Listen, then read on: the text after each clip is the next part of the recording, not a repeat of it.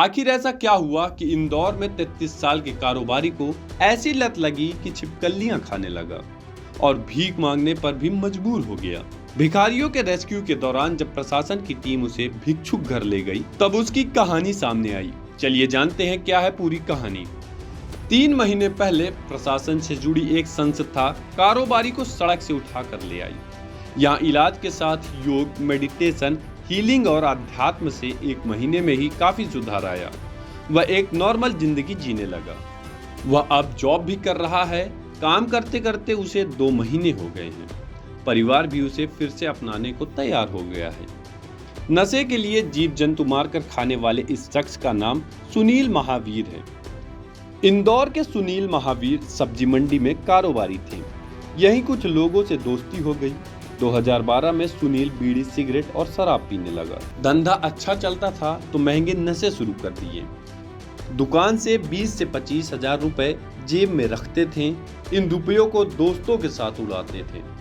नशा करने के बाद जेब से मोबाइल और रुपए कहां चले जाते थे यह तक होश नहीं रहता। 2 बार बाइक भी कहीं छोड़ दी। सुनील ने बताया 2012 में मंडी से जुड़े दोस्तों की बारात में गया। वहां शराब पी और तभी से शुरुआत हो गई। इसके बाद पाउडर, इंजेक्शन जैसे नशे भी शुरू कर दिए। फिर सिरप पीने लगा।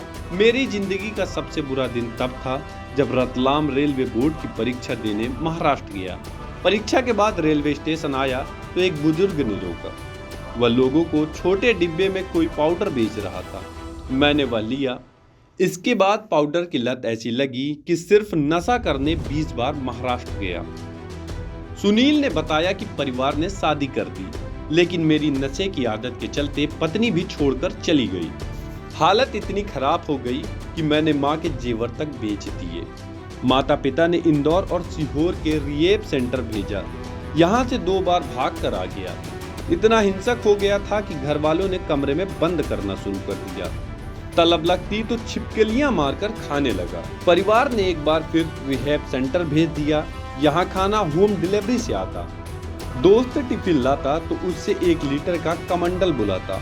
वह खाने के नीचे से पॉलीथीन में नशे की गोलियां भेज देता। कई दिनों तक भी नशे की लत नहीं छूटी तो परिवार ने पैसों की कमी बताकर रिहैब सेंटर से निकलवा दिया और घर से भी निकाल दिया। इसके बाद भीख मांगने लगा। 12 मार्च 2024 को इंदौर में चिकमंगलूर चौराहे पर भीख मांग रहा था। प्रशासन से जुड़ी टीम रेस्क्यू करके भिक्षुक घर ले गई। यहाँ मेरा फिर से इलाज शुरू किया गया। भिखारियों के लिए काम करने वाली संस्था प्रवेश की अध्यक्ष रूपाली जैन, काउंसलर अंकिता जैन और निधि गौड़ ने बताया कि सबसे पहले सुनील का कॉन्फिडेंस लेवल बूस्ट किया गया। म्यूजिकल थेरेपी दी गई। थोड़ा सुधार आने पर उसे एक फैक्ट्री में जॉब दिलवाई गई। शुरुआत में प्राथमिक वेतन मिल रहा है। अच्छी बात यह है कि माता पिता उसे वापस अपनाने को तैयार हैं। अभी उसे कुछ समय और मॉनिटरिंग में रखा जाएगा, फिर परिवार को सौंप दिया जाएगा।